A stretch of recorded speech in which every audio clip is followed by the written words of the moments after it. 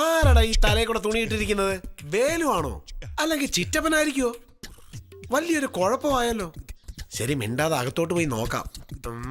ആരാകത്ത്?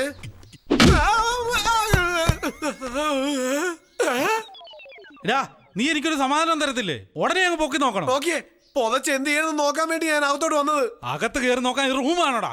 വിവരമില്ലാത്തവനെ. ആവി പിടിക്കുക. ആവി പിടിക്കണേ മുറിക്കത്തി പോയിരുന്ന് പിടിക്കുക, അല്ല ഹാളിൽ ഇരുന്നല്ലേ പിടിക്കേണ്ടത്.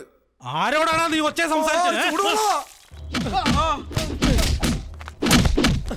പറയുന്നവരെ അവന്മാരെ വിടാൻ പാടില്ല. അവന്റെ വീടും പനയും കത്തിച്ചവന്മാരൊക്കെ എവിടാടാ? പറയടാ. എങ്ങോട്ടാ ചേട്ടാ ഇത്ര സന്തോഷത്തിൽ പോന്നെ? ഇത് കണ്ടിട്ട് നിനക്ക് സന്തോഷം തോന്നുന്നു? അല്ല ചേട്ടാ, എപ്പോഴും മൂക്ക് നല്ല മനോഹരമായിട്ടാണല്ലോ ഇരിക്കുന്നത്, അതുകൊണ്ട് ചോദിച്ചതാ. തോട്ടത്തിലുള്ള പുളിയൊക്കെ പറിച്ച് ഉണക്കി അത് വിറ്റ് കാശാക്കി കൊണ്ടുവരാൻ പോവാ. മതിയല്ലോ, ഒന്ന് മാറങ്ങോട്ട്. അപ്പൊ കൊട്ട മതിയാവോ? എന്തേ? ഞാൻ പാത്രമാന്നോർത്ത് പറഞ്ഞതാ.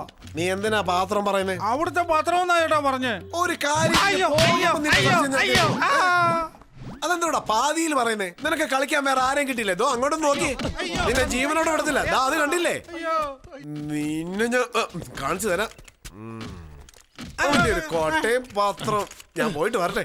അയ്യോ ചേട്ടാ, ഞാൻ പറയാം ചേട്ടാ, പറയാം. രണ്ടുപേരും മഞ്ചേരിയിലുള്ള പാർവതി ഹോട്ടലിൽ റൂം എടുത്ത് തങ്ങിയിരിക്കുക. ഞങ്ങൾ വരാം. വേണ്ട, ഞാൻ നോക്കിക്കോളാം.